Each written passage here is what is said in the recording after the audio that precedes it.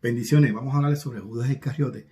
Yo sé que usted sabe la historia de Judas Iscariote, pero quiero hablar unos puntos importantes sobre él. Primero que todo, Judas era una persona que no se sabe de dónde viene, sino de la ciudad donde nació, ¿verdad? De Iscariot. Era una ciudad cercana a Galilea, pero no, se cree que no era Galileo. Era el único, siempre era mencionado último en la lista de los discípulos. Y sin embargo, sabemos lo más importante de Judas, que todo el mundo conoce, es que Judas traicionó a Jesús. Judas hizo la traición más grande habida en el mundo entero cuando fue a entregar a Jesucristo por 30 monedas de plata. Ahora, yo quiero leer en Juan capítulo 17, versículo 12, acerca de lo que Jesús orando al Padre por sus discípulos. Mira lo que dice, cómo Jesús ora al Padre por sus discípulos y lo que dice acerca de Judas. Cuando estaba con ellos en el mundo, yo los guardé en tu nombre. A los que me diste, yo los guardé, y ninguno de ellos se perdió, sino el hijo de perdición. Judas era ese hijo de perdición. En otras palabras, Jesús escogió a Judas. Jesús escogió a Judas sabiendo que Judas era el hijo de perdición. Jesús escogió dentro de sus 11 discípulos, 12 discípulos, uno que fue un ladrón constantemente, un bandido, una persona que no creyó en Cristo, una persona que no se convirtió, una persona que fue incluido entre los discípulos, que estuvo en el ministerio de Cristo, que sirvió quizás, ¿verdad? Que pudo engañar a sus compañeros apóstoles, que pudo estar dentro del ministerio y quizás sanó enfermos cuando fueron enviados a hacer milagros y todas estas cosas. Pero Juan lo menciona como un ladrón. Eso lo dice en Juan capítulo 12. Juan 12, cuando María estaba haciendo la unción de Cristo con el perfume que costaba carísimo. En el capítulo 12, cuando Jesús es ungido por María, él se quejó de que aquel perfume costaba el salario, o sea, que él dijo, podemos coger ese perfume y venderlo y darle el dinero a los pobres. Entonces Judas, hijo de Simón, el que le había de entregar, dijo, ¿por qué no fue este perfume vendido por 300 denarios y dado a los pobres?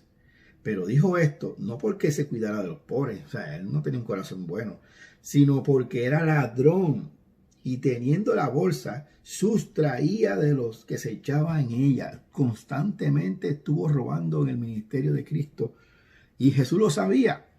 Jesús dice en el Juan capítulo 2, al final del capítulo 2, Juan menciona esto sobre Jesús.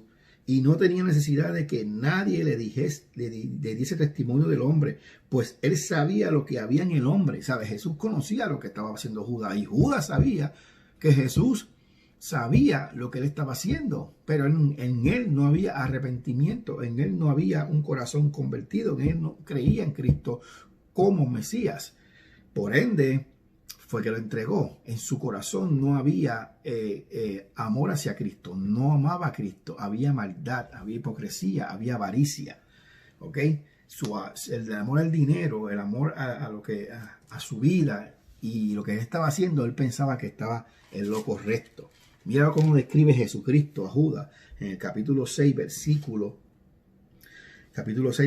70. Jesús le respondió, pero vamos a leer el 64 primero. Pero hay algunos de ustedes que no creen, porque Jesús sabía desde el principio quiénes eran los que no creían y quién le había de entregar.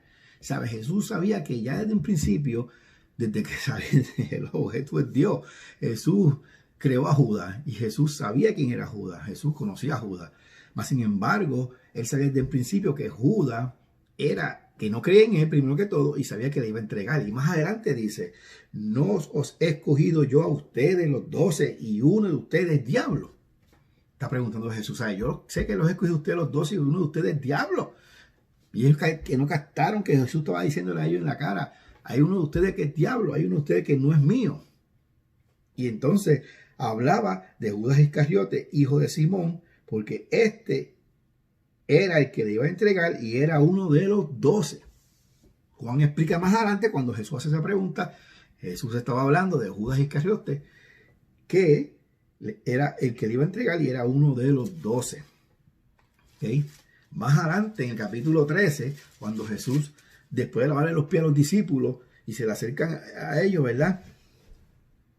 Y le dice, ¿verdad? Que le explica que todo esto este ejemplo que he dado a ustedes de lavarse los pies, tienen que practicarlo unos a los otros, ¿verdad? Dice, el siervo no es mayor que su señor, ni el enviado es mayor que el que le envió. Si sabéis estas cosas, bienaventurados seréis si las hiciere. ¿Sabes? Está diciéndole, todo lo que le he enseñado a ustedes cuando lavé los pies, le he enseñado humildad, le he enseñado que tienen que amarse y tienen que tenerse humildad y respeto entre uno y los otros. Si ustedes saben esto, ustedes son bienaventurados si lo hacen. Ahora, más adelante, después de ese versículo, estoy leyendo el versículo 13 del capítulo, el versículo 17, perdón, del capítulo 13. Más adelante dice, no hablo de todos ustedes. ¿Sabes? Jesús le dice, ustedes serán bienaventurados si hacen esto y lo practican, pero espérate, no estoy hablando de todos ustedes, ¿sabes? No los 12 discípulos, porque yo sé que hay uno aquí entre ustedes que no lo va a hacer. Yo sé que aquí entre ustedes hay uno que no lo va a practicar. Yo sé aquí entre uno de ustedes que es diablo, que es ladrón, y va a ser el hijo de perdición, y yo sé que no va a cuadrar con lo que estoy diciéndole yo a ustedes. Por eso en el versículo 18 del capítulo 13 de Juan dice, no hablo de todos ustedes, yo sé quién he elegido, yo Jesús, a quién he elegido, mas para que se cumpla las escrituras, el que come pan conmigo levantó contra mí su calcañal. Él está diciendo a los discípulos, perdón, yo los he elegido a ustedes, no se turben. Y lo que va a pasar pronto, que alguien me va a entregar, alguien me va a traicionar, no se turben. Esto va a ocurrir para que se cumpla la escritura y ustedes tienen que creer que yo soy el Cristo. Más abajo dice, desde ahora os digo que antes que suceda, para que cuando suceda creáis que yo soy. Y sucedió. La soberanía de Dios, el plan de Dios, no lo iba a cambiar nada ni nadie, porque estaba predestinado, estaba predeterminado desde antes de la fundación del mundo. Ese momento específico fue profetizado en el libro de los Salmos, capítulo 51, versículo 12, 14 al 20. Fue profetizado en el Salmo 41, 9. Fue profetizado en Zacarías, capítulo 11, versículo del 12 al 13. Todo eso fue profetizado. Mas, sin embargo, Judas lo hizo con su voluntad, con su libre albedrío, con su disposición, y no tendrá excusa delante de Dios a decirle a Dios, Dios, yo no fui escogido como los otros discípulos. Es la doble